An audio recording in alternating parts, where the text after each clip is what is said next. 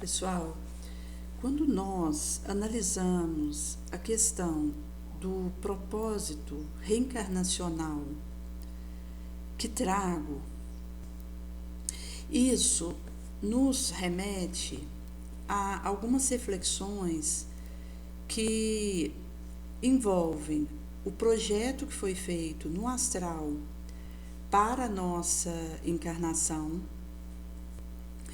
e também as divisões que a gente vive enquanto encarnado, considerando ciclos de 7 em 7 anos, e que vão dizer de preparações que eu vivo no período até por volta dos 35 anos, para que a partir aí dos 40 eu já possa assumir o meu propósito de vida, consto naquilo que foi estatuído e acordado no astral para minha atual vilegiatura.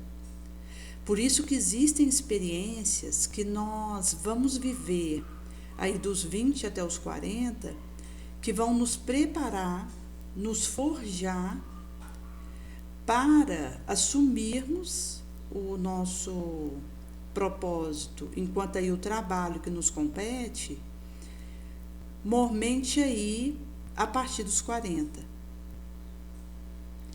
Nesse sentido, se nós considerarmos do 0 aos 7 anos, que é quando a criança ainda não completou a sua reencarnação e o espírito ele ainda não tomou de todo o seu sistema nervoso, que vai fazer essa completação por volta dos 7 anos, inclusive nesses 7 primeiros anos de vida, o mentor fica mais próximo desse reencarnante infante, e quando ele completa por volta de 7 anos, o mentor já pode se afastar, em outro momento reaproxima, mas não mais constante aquele acompanhamento que acontecia enquanto essa criança não tinha completado 7 anos.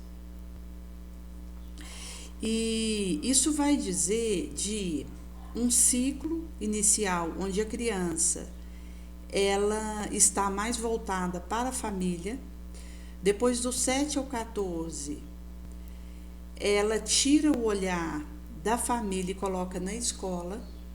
E vai ser a partir aí dos 14 até por volta dos 21 que ela vai olhar para o mundo ao seu redor e fazer, inclusive, confrontações com aquilo que ela aprendeu na escola e em casa. Porque se a gente considerar, por exemplo, os primeiros 7 anos, a criança ela não vai questionar aquele ambiente familiar de forma mais direta. Confrontar.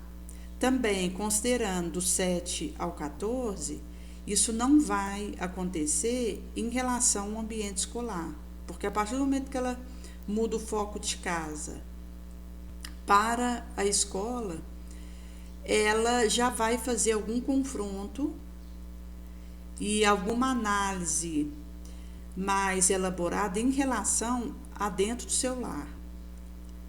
E já na escola, nesse período dos 7 aos 14 anos, ela já vai ter uma recepção passiva das informações que acontecem ali, sem muita interposição de obstáculo.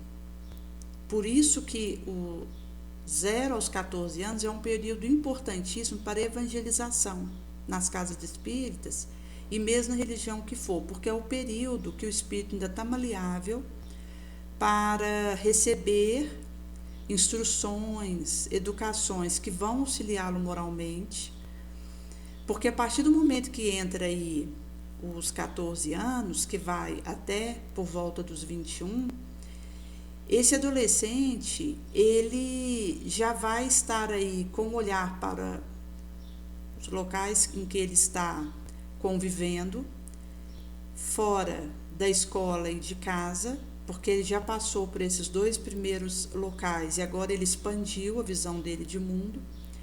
E a partir de então, vai acontecer que ele já não vai estar tão aberto àquilo que venha no sentido de orientação para ele, seja dentro de casa ou seja na escola. E acaba que é a fé e a espiritualidade que permite a esse período esse jovem receber informações boas que pode ser que ele não encontre dentro de casa e nem na escola.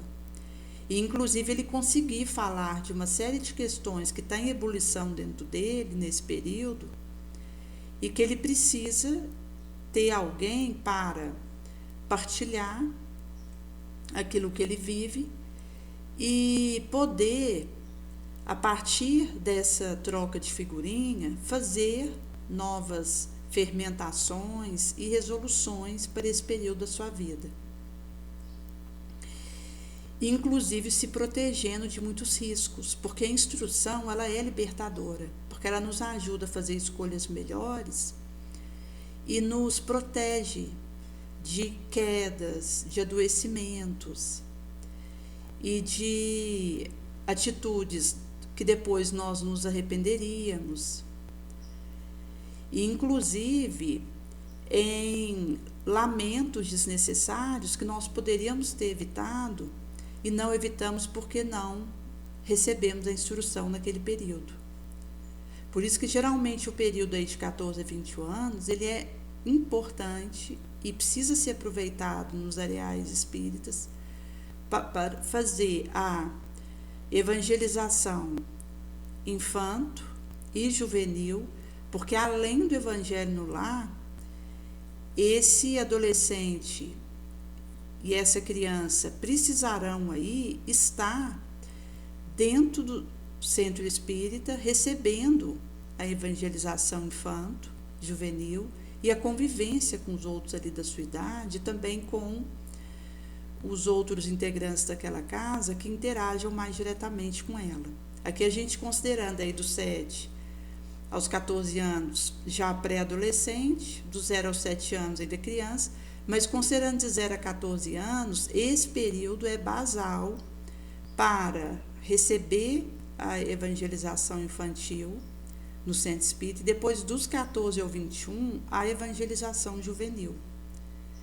Porque vai então dar um norte poderoso onde esse espírito vai, a par de orientações, revelações, instruções, poder decidir com mais acerto da sua trajetória. Porque quando a gente fala, por exemplo, de escolher uma carreira,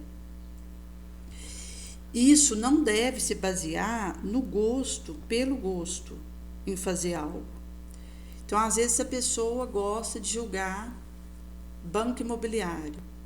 Então, por causa disso, ela se baseia naquele jogo que ela interage com relativa tranquilidade, que ela deve fazer ciência contábil para atuar aí, seja num banco ou alguma outra repartição como contador.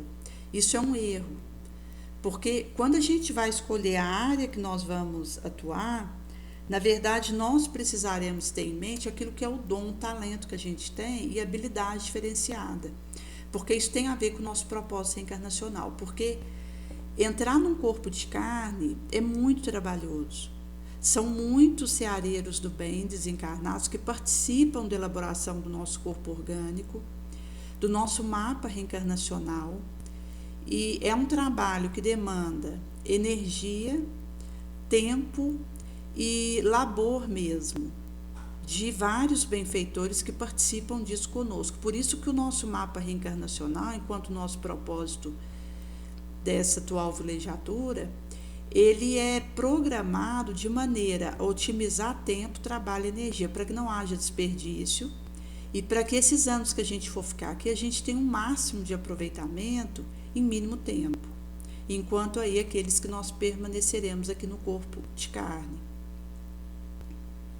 Nesse sentido, que quando eu tenho um propósito de vida para atuar numa determinada área, isso tem a ver com o talento que eu já trago, com uma aptidão, porque lá no astral, antes de eu reencarnar, isso foi levado em conta para elaborar o meu propósito reencarnacional. E acaba, gente, que quando eu descubro o meu propósito nessa encarnação, eu descubro o essencial. Porque isso também implica em autoconhecimento. E quando eu consigo perceber o essencial, qualquer necessário para que esse essencial aconteça não vai ser tão difícil para mim. Porque quando eu não tenho com clareza o que é o essencial para mim, muitas coisas que são necessárias para o meu processo se tornam pesadas, difíceis. Mas quando eu tenho em mente aquilo que é essencial, enquanto propósito da minha encarnação e para onde eu devo focar, eu consigo ir fazendo a lapidação de superfluidades e fortalecendo o necessário, que eu, sabedora de que aquilo é imperioso para o meu processo, vou fazer com relativa tranquilidade e feliz, por saber que estou aproveitando, empregando o meu tempo numa proposta nobre. Por isso que quando a gente considera, por exemplo, que eu não me demore em sofrimento pelo sofrimento, que são essas perdas de tempo, essas bagatelas, que a gente começa a prescindir e desapegar disso. Também não me demore em sofrimento pelo atavismo e nem em sofrimento pela impermanência, eu não sentirei necessidade de me proteger do futuro. Não sentirei necessidade de me blindar em relação à impermanência, mas simplesmente farei o bem. Porque quando a gente considera que a partir aí dos 40 anos, o indivíduo já vai ser colocado no propósito direto da sua encarnação, enquanto um trabalho, um serviço que ele abraça, vai dizer de que nesse período eu não preciso fazer acúmulos para me proteger de um suposto futuro, no sentido de tentar me defender de alguma coisa que possa acontecer, porque o momento é de soltar, de desapegar, de distribuir e não de acumular. Porque quando eu desapego e distribuo aquilo que possuo, e também faço a multiplicação dos talentos que tenho, que vai acontecer pelo trabalho que eu realizo usando esses talentos, vai acontecer que isso vai dando leveza e vai otimizando o meu processo. Então, às vezes o indivíduo, ele chega aí nos seus 45 anos e ele quer começar a fazer uma aposentadoria privada para garantir um suposto futuro, quer comprar uma tal casa na praia, quer fazer uma viagem do sonho, fazer tal curso, enquanto que isso tudo é distração, é movimento para nos tirar do essencial. E nesse sentido que uma das táticas, inclusive, do materialismo é nos colocar em situações em que nós precisamos decidir com pressa algo, para que, sob a pressão da pressa, a gente decida errado. Por isso que nós temos que ter cuidado com aquilo que o mundo nos fala que é necessário, porque, como Sono Kardec traz, a cada momento pode ser que modifique a percepção para mim do supérfluo e necessário, de acordo com a necessidade daquele momento. Por outro lado, se eu tenho em mente o meu propósito reencarnacional, acaba que eu tenho como me proteger de muitos movimentos de distração e, em considerando que nós estamos aqui para evoluir, para fazer o bem, vai acontecer que tudo o que saia dos movimentos que vão me ajudar na minha reforma moral é movimento de distração. Então, acaba que o indivíduo ele chega numa determinada idade onde ele pode atuar na área que ele precisa, e se ele, por movimento de distração, pela questão de demanda do ego, que eu dou espaço para estar lá, dou espaço para isso, vai acontecer que o essencial, o propósito da minha reencarnação vai ficar em segundo plano. E isso, quando a gente demanda o além, isso nos cobra. caro, porque é uma devolutiva que a gente tem de que não soubemos aproveitar a nossa encarnação enquanto aí no foco que nós precisávamos ter. E existe, gente, algumas técnicas que podem nos ajudar a descobrir o nosso propósito reencarnacional. Porque a vontade, ela inclusive pode desencontrar do desejo. Então, às vezes, o indivíduo, ele está aí num fim de tarde, elaborando um roteiro de pergunta e resposta que a escola pediu para ele, e ele tem aí o desejo de comer um pedaço de chocolate, para dar aí uma circulada cerebral e até auxiliá-la a continuar fazendo aquele trabalho.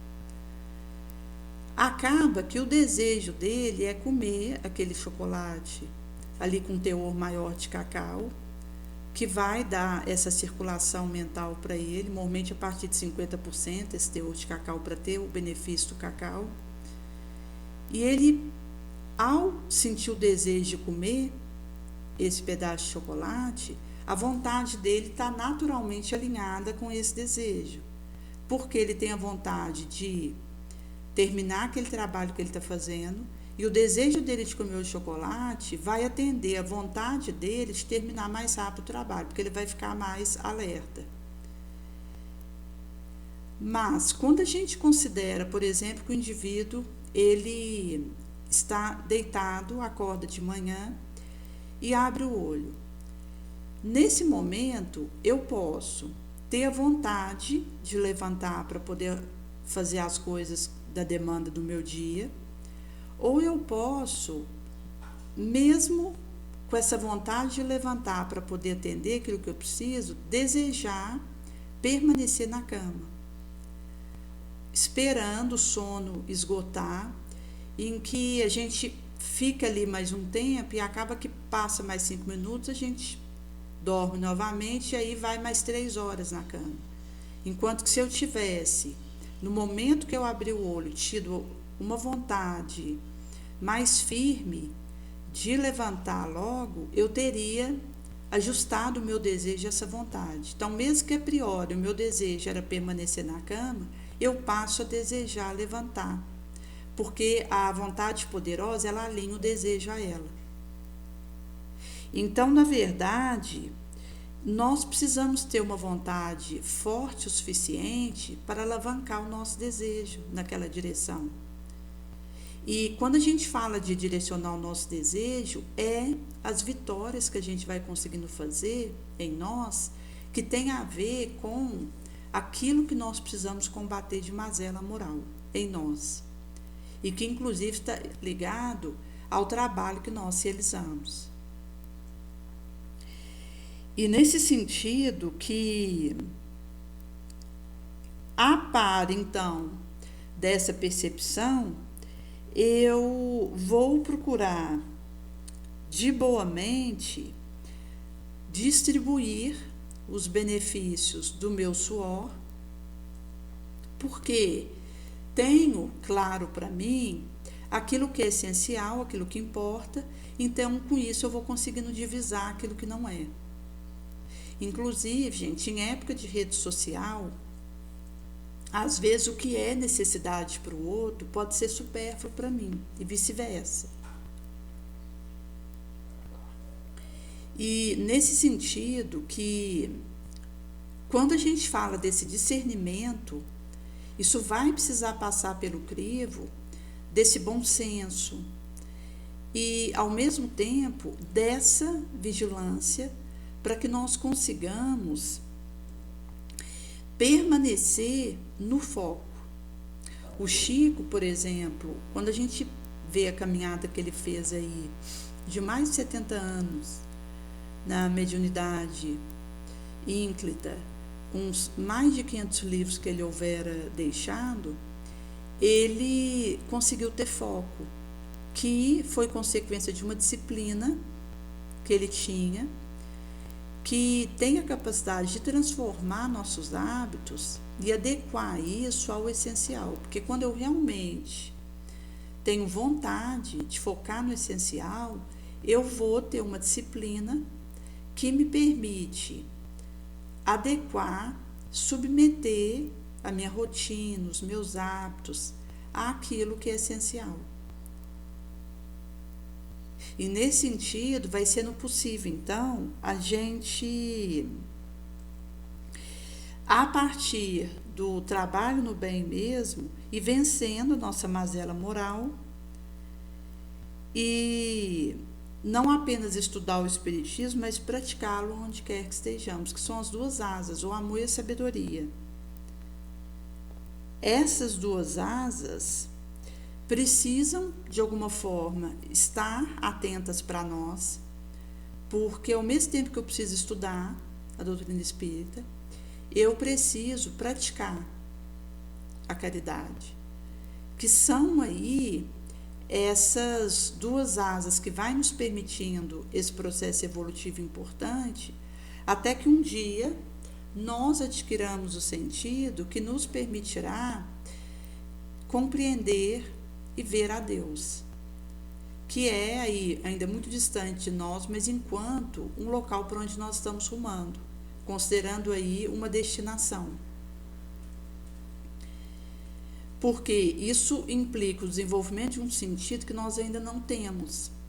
Mas nesse momento, nosso estágio evolutivo, nós temos em mente que a questão da sabedoria e da caridade são caminhantes juntas para que nós possamos um dia divisar essa elevação. E eu posso desenvolver conhecimento e inteligência e não desenvolver imoralidade. Por isso que eu preciso ter cuidado para, ao mesmo tempo que eu desenvolvo conhecimento, o estudo, eu desenvolva a minha moral. Enquanto aí os sentimentos nobres e a minha atitude mental elevada, o meu testemunho no bem.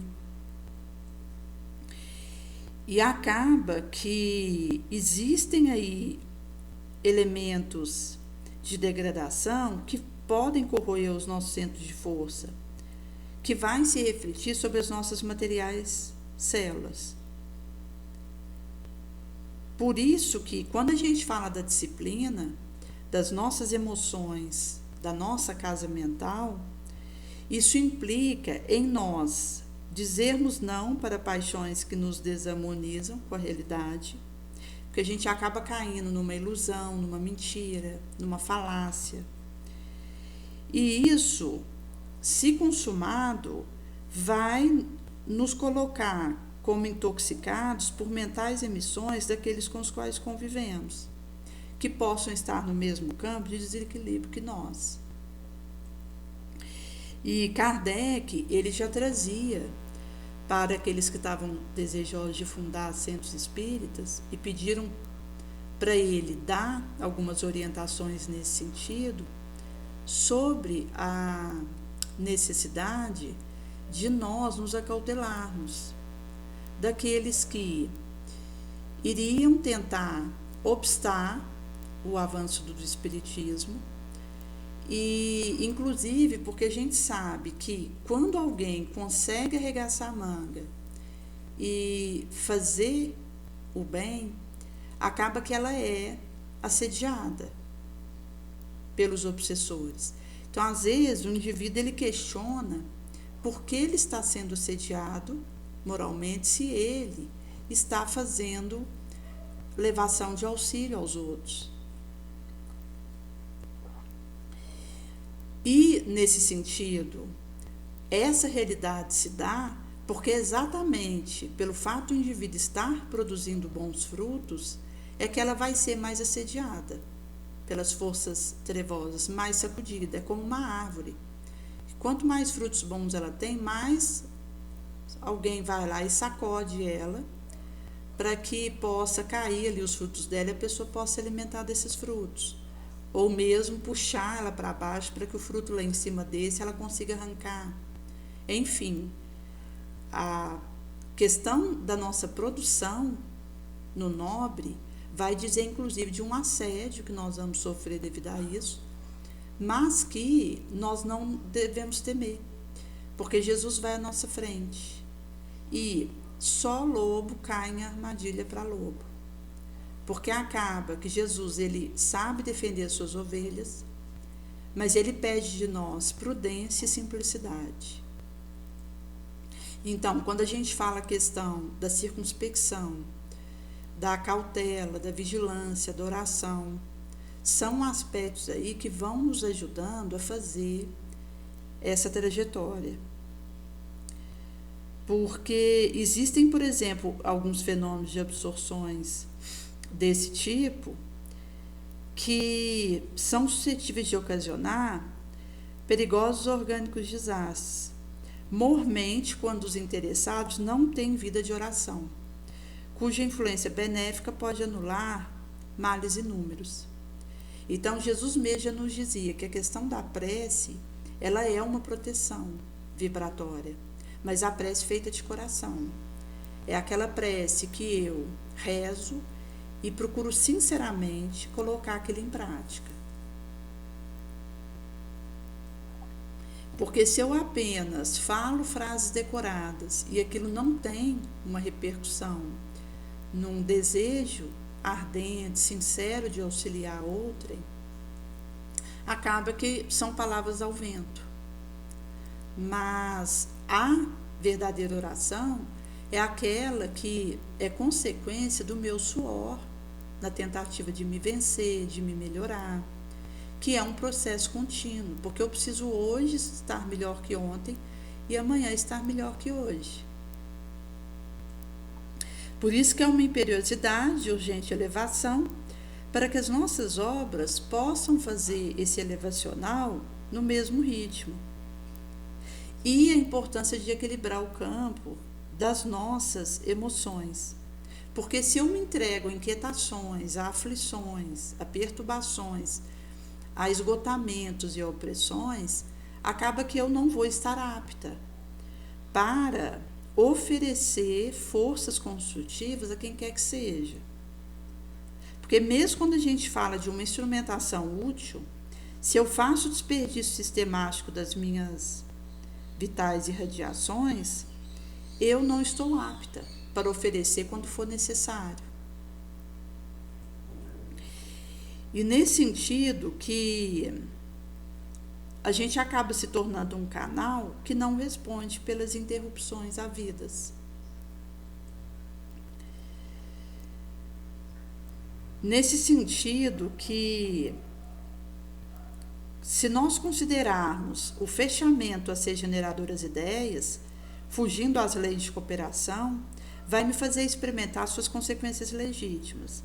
Então, desvarada paixão, quietude obsidente, mágoa excessiva, são barreiras per si impeditivas para a passagem das energias salutares, regeneradoras, auxiliadoras. Porque se a gente considerar, por exemplo, a perturbação mental, ela é ascendente de graves processos patológicos. Quando eu aflijo a minha mente, eu altero as funções do meu organismo. Se eu me inquieto, isso é desarmonia. E a perturbação orgânica é a enfermidade.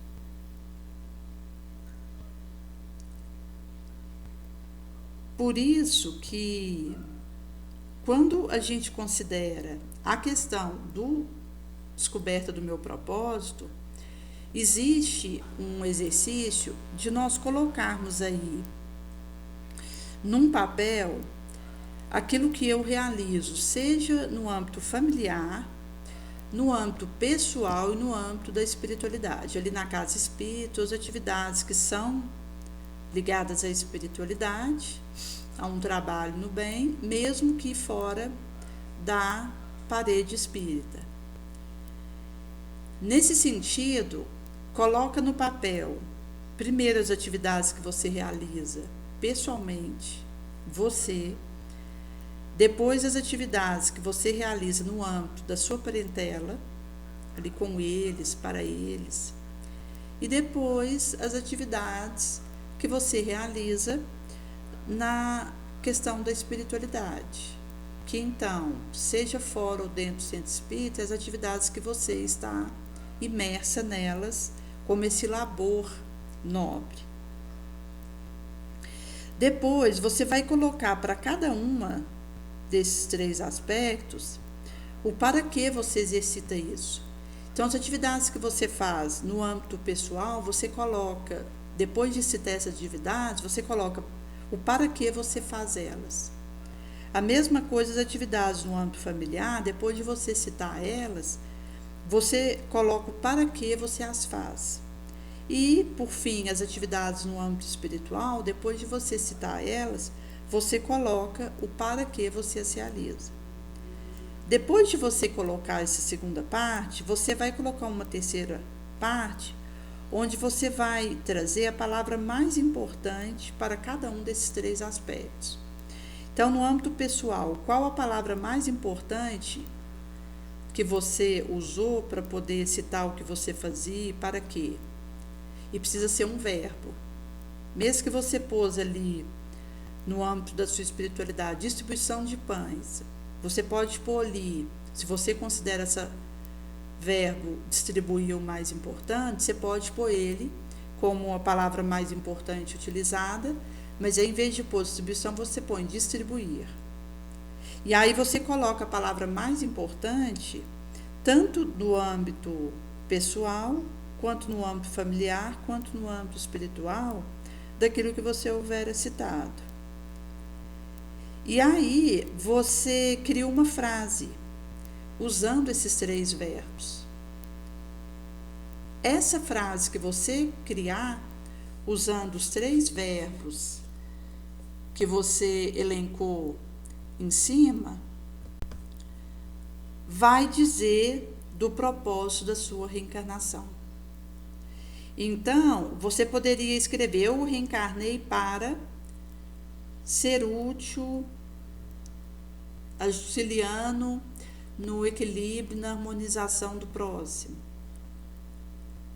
Mas você traz, quando for colocar os verbos, isso para a frase, que precisará contemplar tanto o seu aspecto com você, quanto o seu aspecto com a sua volta.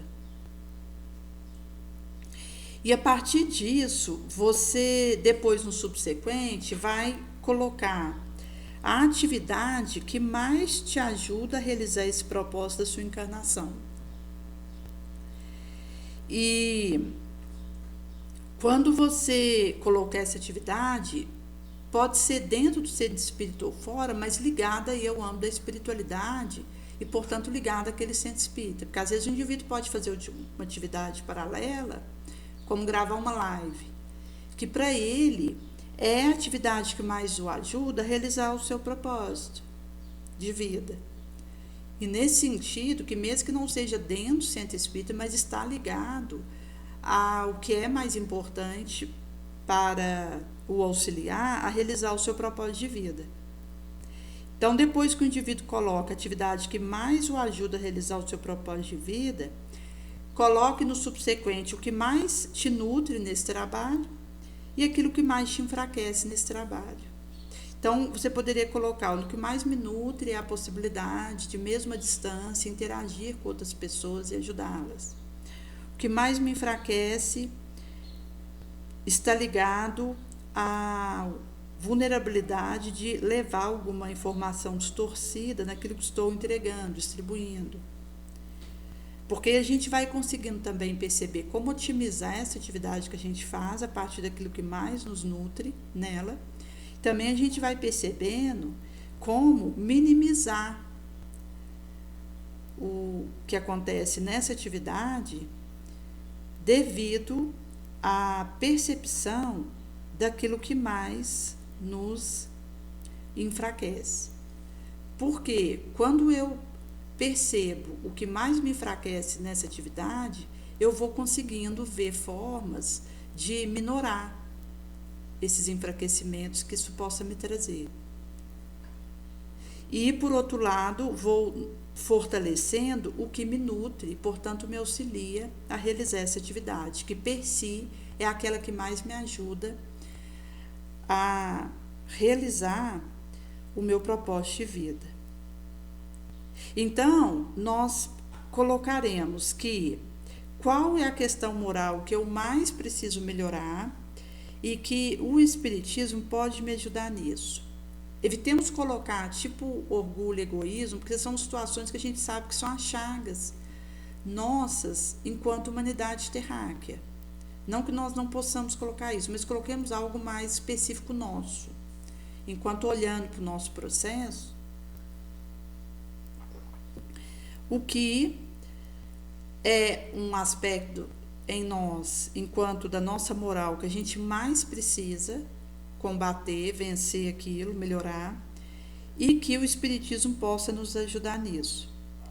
E aí a gente vai completar dizendo que vencemos essa mazela moral, enquanto recursos que a gente recebe para ir fazendo isso repetida vez, enquanto a gente faz as atividades do nosso propósito de vida que a gente colocou lá atrás. Ou seja, nós viemos para a Terra nessa encarnação para vencer a nossa mazela moral, ajudando os outros e o orbe como um todo a se transformarem. E para isso nós precisamos não apenas estudar o Espiritismo, mas praticá-lo onde quer que formos e estejamos. Então, é um exercício que vai nos auxiliando a perceber o propósito de vida nosso, porque quando eu consigo perceber isso, gente, eu amplio meu autoconhecimento. E isso vai me permitindo fazer escolhas mais acertadas daquilo que é necessário, daquilo que é supérfluo. Porque eu vou ter o meu essencial diante de mim. E nesse sentido necessário, ele é todas as coisas que eu realizo e que atendem ao meu essencial, ao meu propósito de vida. Coisas que eu faça que não atende ao meu propósito de vida, isso vai cair no espectro de algo que é supérfluo e que, portanto, eu devo evitar. Nesse sentido que também é uma percepção de maneiras que nós podemos fazer para fortalecer esse propósito de vida, quando a gente identificou que a atividade que mais nos ajuda a realizar isso, e também sabedores daquilo que nos nutre nessa atividade, daquilo que nos enfraquece. Então, são uma série de areais ferramentosos que vão nos ajudar a otimizar esse processo. Porque o materialismo, ele nos traz distrações. E acaba que, se nós não tomamos cuidado, a gente faz uma série de atividades, de escolhas, de compras, que são distrações, na verdade, que são perda de tempo. Inclusive, quando a gente considera essa questão de desejarmos, de alguma forma, defender um suposto futuro.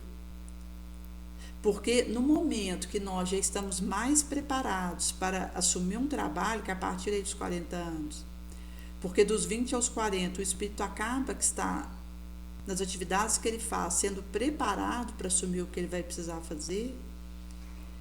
E nesse sentido, a gente vive muita coisa dos 20 aos 40, inclusive para aquele que casa, a questão da criação dos filhos nesse período. Por isso que, para aquele que deseja casar e ter filho, é recomendado fazer isso em torno dessa idade, a partir dos 20, aí, porque dos 20 aos 40 o indivíduo tem mais vitalidade para essas atividades correlatas, que existe tanta energia e vitalidade que é criar filhos. E é o período aí em que ele tem essa vitalidade para fazer isso.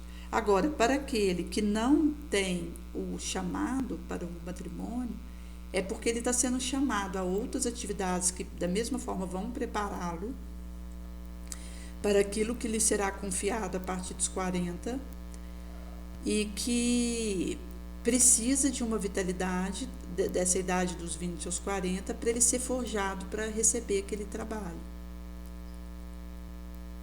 Nesse sentido que, mesmo a gente sabendo que nós estamos em graus evolutivos diferentes, porque cada qual está num ponto dessa estrada, a gente está falando de melhor ou pior, mas cada um num estágio diferente do outro. Até porque isso tem a ver com a individualidade de cada qual. Mas, como uma análise básica, que inclusive vai ser trago para nós no livro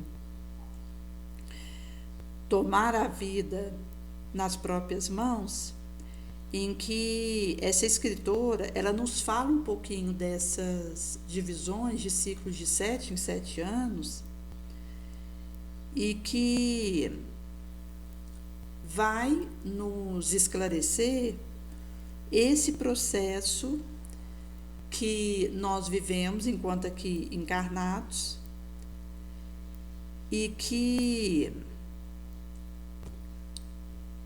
nos remete a essa urgência de tomarmos essa charrua e nos esforçarmos para vivermos bem cada um desses ciclos, porque se a gente vive bem cada um dos ciclos, a gente prepara o próximo com menos risco. E também nós vamos entrar para a próxima fase mais preparados. Em sendo assim que esse livro dela, Tomar a Vida nas Próprias Mãos, como trabalhar na própria biografia o conhecimento das leis gerais do desenvolvimento humano, em que nos mostra esse processo e, portanto, maneiras da gente conhecer melhor o nosso propósito e, independentemente da fase que nós estejamos, já vai nos ajudar a, mesmo não ser possível voltar atrás e fazer um novo começo, ser possível começar agora e fazer um novo fim. Onde, então, nós teremos aí em mente esses conhecimentos e formas que poderemos usar para, nesse período aí, começando do 0 aos 7 anos e dos 7 aos 14, darmos um enfoque melhor para as nossas crianças na evangelização, tanto no lar quanto no centro espírita, ou na religião que frequente.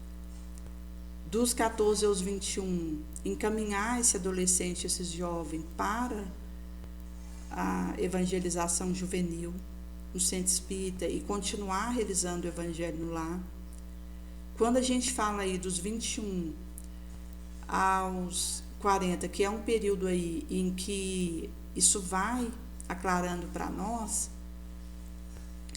inclusive é um período ali, quando a gente considera em volta dos 20 anos, 20 e pouco, é um período muito desafiador na vida do jovem, porque ele ainda não tem uma profissão, mas ele sabe que não pode mais se demorar no ninho onde ele estava, que ele precisa ir em busca do autossustento, de escolher uma carreira, se vai casar ou não, e até mesmo a direção que ele vai dar na própria vida.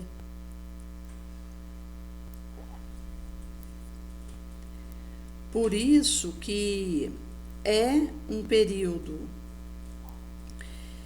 de desafio e que esse jovem, normalmente, se ele tem um conhecimento da doutrina espírita, vai poder sanar uma série de questões que fervilha dentro dele e, inclusive, ir atrás daquilo que é necessário para ele, mesmo que ainda não esteja delineado diante dele aquilo para o qual ele deverá caminhar, porque é caminhando que a gente vai descobrindo o próximo passo.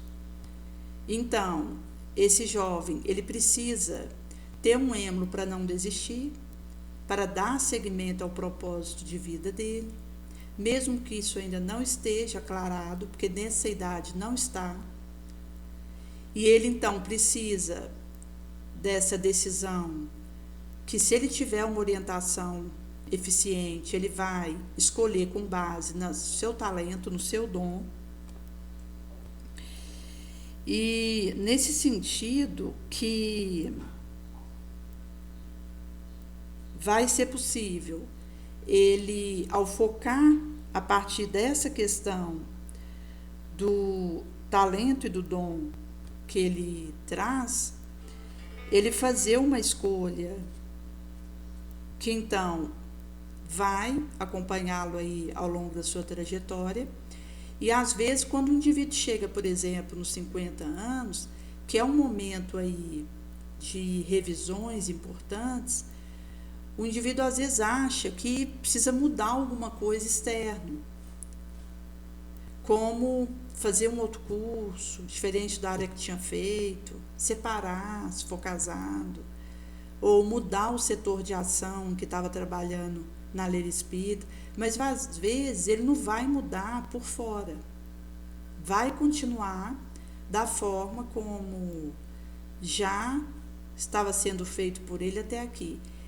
A modificação vai acontecer por dentro, exatamente pelas ressignificações que esse indivíduo vai vivendo a partir dessa idade. E isso também vai significar uma experiência de poder olhar de forma abarcada para aquilo que é o que eu devo abraçar enquanto uma continuidade. Nesse sentido que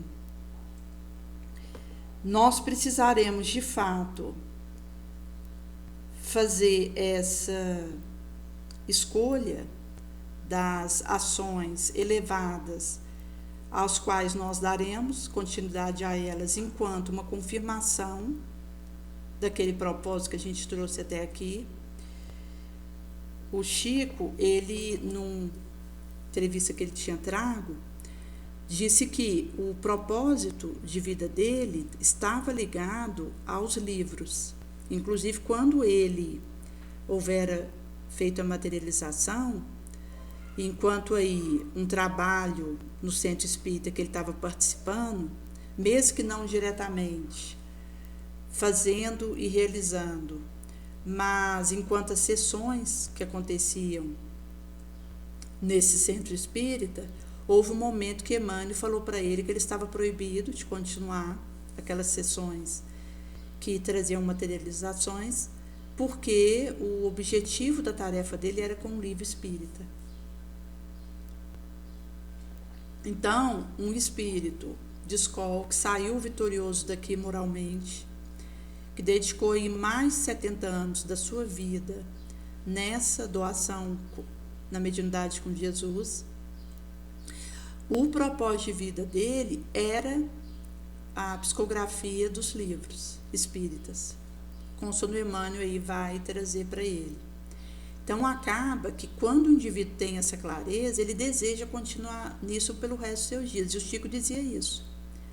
Eu fui situado nessa minha encarnação com o trabalho com o livro espírita, que é algo que eu faço feliz, porque foi um acordado antes de eu vir, devido a abusos que houvera cometido no pré-egresso. Então, eu cedi as minhas faculdades para que os bons espíritos a usassem para trazer à lume suas revelações, suas instruções, seus ensinamentos. E enquanto esse propósito de vida, para mim, que é a escrita do livro, eu pretendo continuar nisso até o fim dos meus dias. Ou seja, quando a pessoa tem isso em mente, ela não fica com aquela inquietude de ficar mudando, como macaco de galho em galho, que cada hora eu estou num, porque então eu encontro essa estabilidade, essa percepção de onde eu posso contribuir melhor com o meu entorno, porque nós não reencarnamos para passear e para lazer. Nós estamos nesse momento na Terra, dentro da lei espírita, como trabalhadores da última hora, em contato com os quais estamos, e no trabalho que estamos sendo situados, tem um motivo por trás, que está ligado ao que foi acordado no astral para a nossa proposta reencarnacional, mapa dessa nossa atual vilegiatura.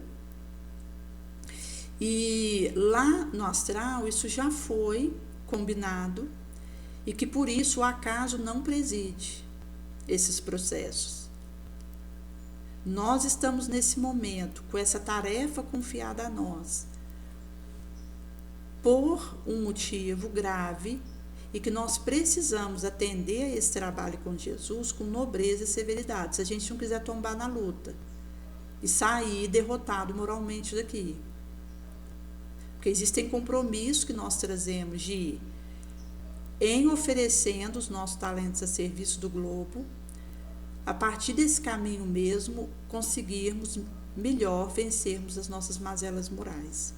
Por isso que se o indivíduo ele já tem aí mais de 40 anos e não sabe ainda o seu propósito de vida, o tempo está correndo, é preciso correr atrás dessa percepção, desse autoconhecimento, dessa autoanálise. Porque se eu já estou nessa idade e ainda não tenho isso diante de mim, é porque eu estou perdendo meu tempo com o que é questiúncula, sou menor, bagatela. Então, é um momento de buscar esse empenho e, a partir disso, poder ir tirando as arestas enquanto lapidação delas, para que eu possa fazer opção pelo meu essencial e mesmo que até aqui isso não tivesse claro para mim, a partir daqui eu já começar a mirar nisso.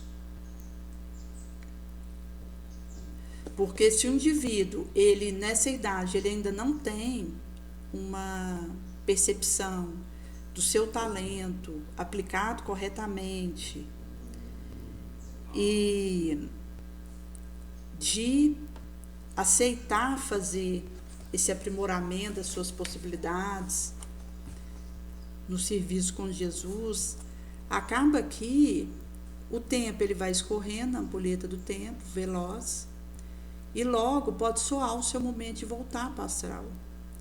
E aí a gente volta como aquele que recebeu um talento, em vez de multiplicar com ele, enterrou na terra. E não fez esse talento multiplicar em benefício do coletivo. Jesus vai dizer isso na parábola do semeador, acerca dessa germinação, frutificação, quando o nosso coração é essa terra boa. Mas, se nós considerarmos a questão do talento, a partir do momento que eu tenho uma terra fofa, que recebe a palavra de Jesus e que isso frutifica dentro de mim, eu vou conseguir direcionar o meu talento para a minha ação prática.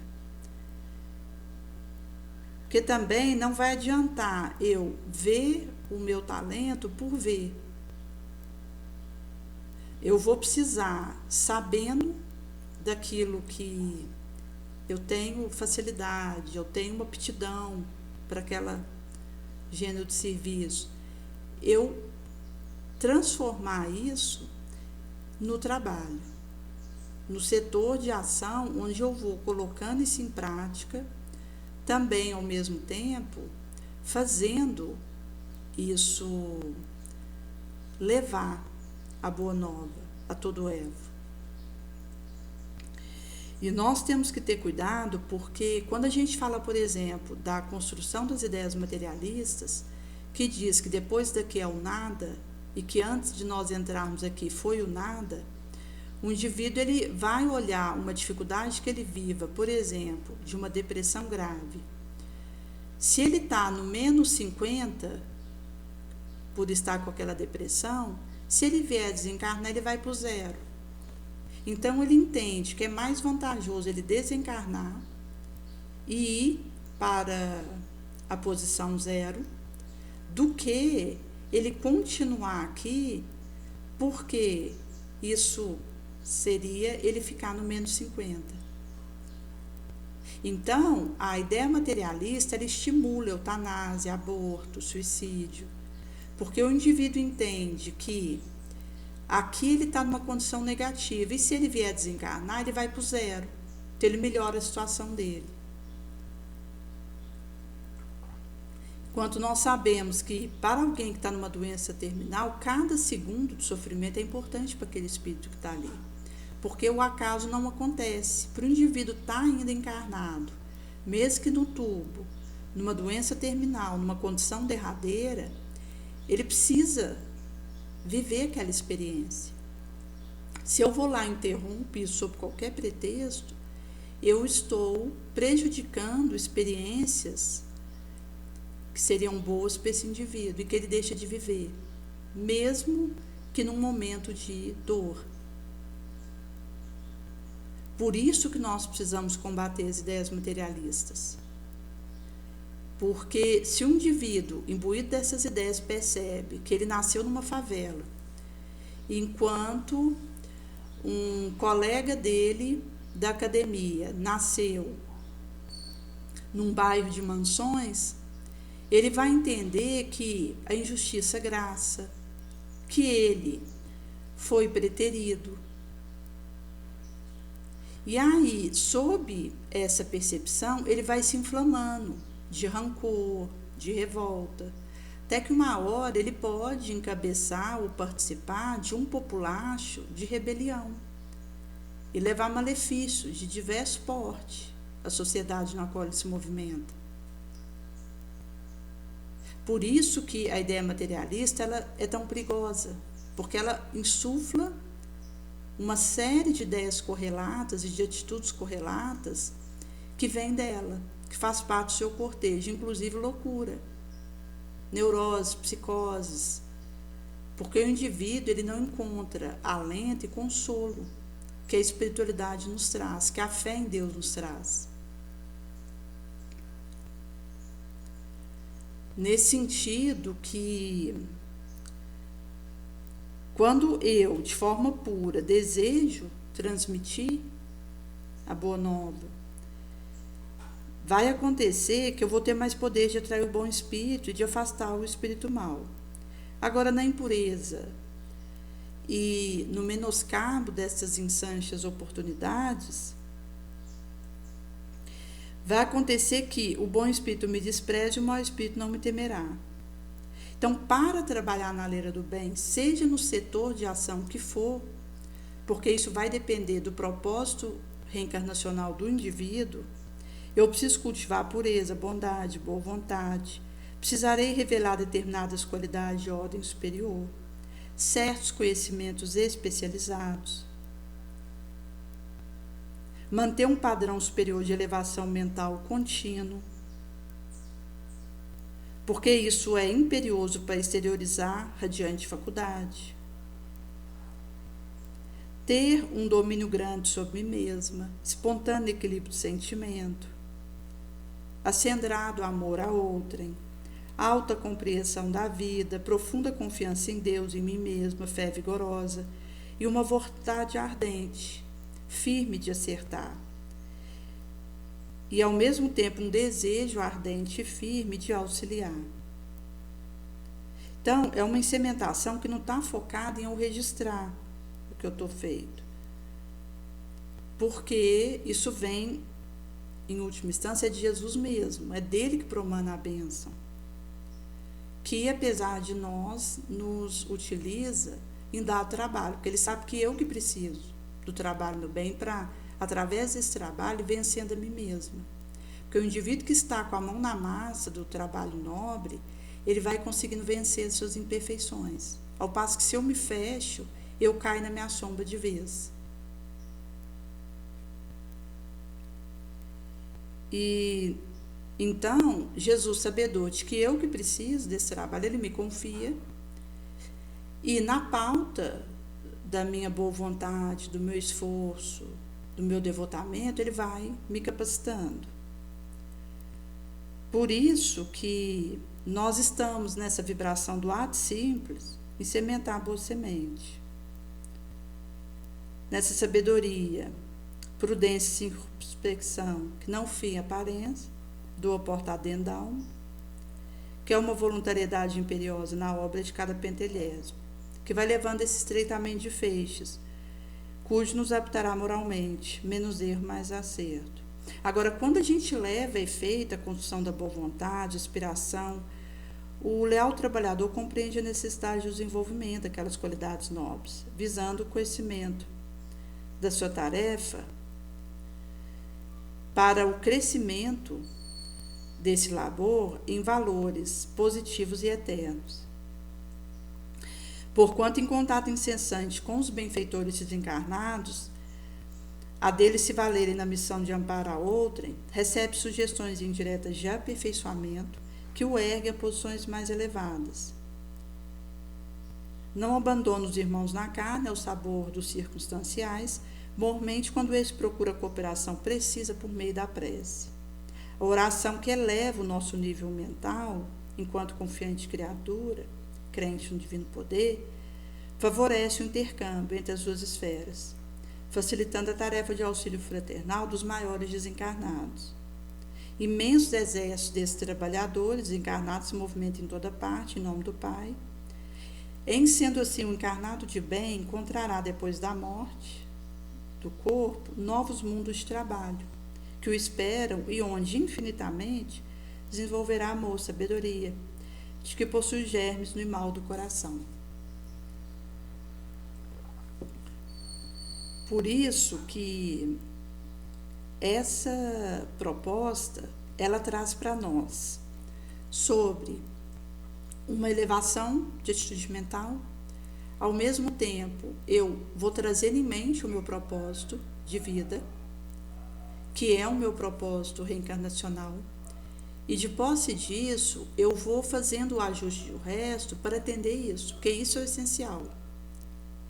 Então, é também a visão espiritualista, porque o materialismo não acredita na vida antes daqui, na vida depois. Então, o materialismo tenta pôr por terra o nosso propósito de vida mesmo, porque quem é materialista não tem propósito de vida, porque veio do nada e vai para o nada. Nesse sentido que, quando a gente, seja na religião que for, nós combatemos as ideias materialistas, vai acontecer que, pelo testemunho nosso, pela nossa atitude mental, pela nossa ação, pela nossa palavra, a gente vai auxiliar, ensinar, mas como quem tem autoridade, consta no recorde de evangelização das turbas, em que Jesus fazia conclusão do seu discurso e as turbas diante dele maravilhadas com o seu ensino, com a sua autoridade. E quando Jesus fala para nós que aquele que perdesse a sua vida por ele, que negasse a si mesmo, tomasse a sua cruz e o seguisse, ele ia capacitar, dizendo propriamente que aquele que renuncia a si mesmo e segue após o Cristo, que também diz desse desenvolvimento da nossa abnegação, do nosso desapego, de focar no essencial, acaba que isso vai nos conferindo, a partir dessa vitória sobre as nossas mazelas, que o próprio envolvimento do trabalho elevado nos traz, autoridade moral. E é essa autoridade moral que, de fato, nos permite estar na leira do bem. Porque quando eu falo uma coisa e faço outra, eu caio em incoerência. Está dividido dentro de mim e eu ruo por mim mesmo. Mas quando eu falo uma coisa que é consequência de algo que eu vivo, isso fortalece meu espírito. E nesse sentido que, à medida que a gente vai fazendo esse caminho após o Mestre, vai sendo conferido a nós esses areais da autoridade moral que passa aí por esse esforço que a gente vai empreendendo para ser leal àquilo que nós nos propusemos, ser fiel a isso. Nesse sentido que o caminho é seguir confiante, realizando a insementação nobre e sabedores de que nós aqui estamos num estágio mais ou menos longo, mas se a gente considerar aí 100 anos na carne, é um sopro na eternidade, onde a partir daquilo que eu tiver realizado e deixado aqui, vai dizer do para onde eu vou e de como eu atendi ou não meu propósito de vida. E que não é deixar carro, deixar dinheiro no banco, deixar a casa, porque isso é quinquilharia, isso é distração. Isso só obsta e dificulta nosso movimento de ascensão espiritual. É deixar o exemplo no bem. É aqueles que conviveram conosco, quando nós chegarmos o momento de soar o nosso partir, o que eles lembram quando pensam em nós? Aquilo que nós conseguimos deixar enquanto esse presente moral, a partir das nossas ações, das nossas palavras, das nossas atitudes. Porque é isso que vai ficar, de fato, e permanecer. Que é o que de bom a gente tiver feito. Porque no propósito de vida que for, em última instância, nós acordamos no astral, vim para cá unicamente para fazer o bem, e é a única coisa que nós vamos levar quando a gente for embora, o bem que tivermos realizado.